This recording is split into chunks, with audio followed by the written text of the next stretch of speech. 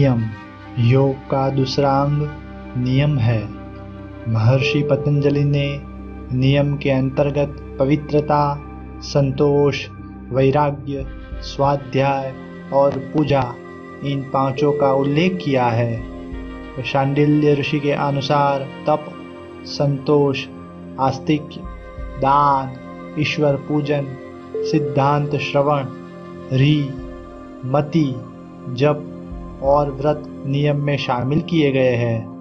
पहला, तप। ज्ञान और शुद्धि के लिए किया जाने वाला हर एक कार्य तप है। तप से पापों का नाश होता है और इंद्रियों का निग्रह भी होता है। दूसरा, संतोष। बिना प्रयत्न जो, जैसा और जितना हमारे पास है उसमें तृप्ति का भाव, यही संतोष है। सुख का मूल संतोष में ही छिपा हुआ है। 3, आस्तिक्य। भगवान, गुरु, वेद में दृढ़ और अड़ग विश्वास होना, यही आस्तिक्य है। 4, दान। अपने मेहनत की कमाई से और नियम कानून के अधीन कमाया हुआ फल की आशा रखे बिना सुपात्र को धन, कपड़ा, अनाज आदि का वितरण दान माना जाता है। 5, ईश्वर पूजन। शुद्ध प्रेम, दृढ़ विश्वास और एक चित्त होकर हरि, शिव, कृष्ण या राम का पूजन ईश्वर पूजन कहा गया है। 6, सिद्धांत श्रवण।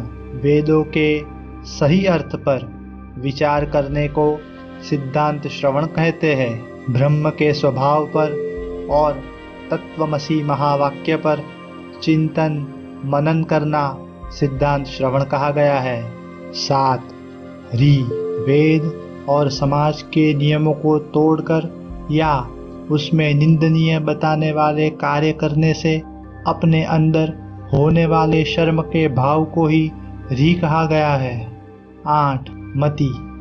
भगवत साक्षात्कार या आत्मज्ञान पाने के लिए वेदों द्वारा बताए गए रास्ते पर विश्वास होना, यही मति कहा जाता है। 9, जप।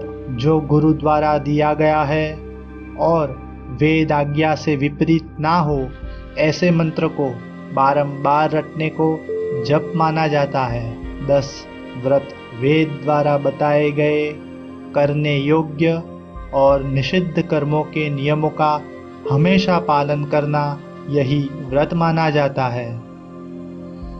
नियमों के पालन से मन की शुद्धि होती है और एकाग्रता की प्राप्ति होती है। आंतरिक और बाह्य ऐसे 2 प्रकार की शुद्धि बताई गई है, जिसमें से आंतरिक शुद्धि का अधिक महत्व है। बाह्य शुद्धि का पालन देह की आसक्ति को दूर करता है और आंतरिक शुद्धि से इंद्रिय निग्रह होता है।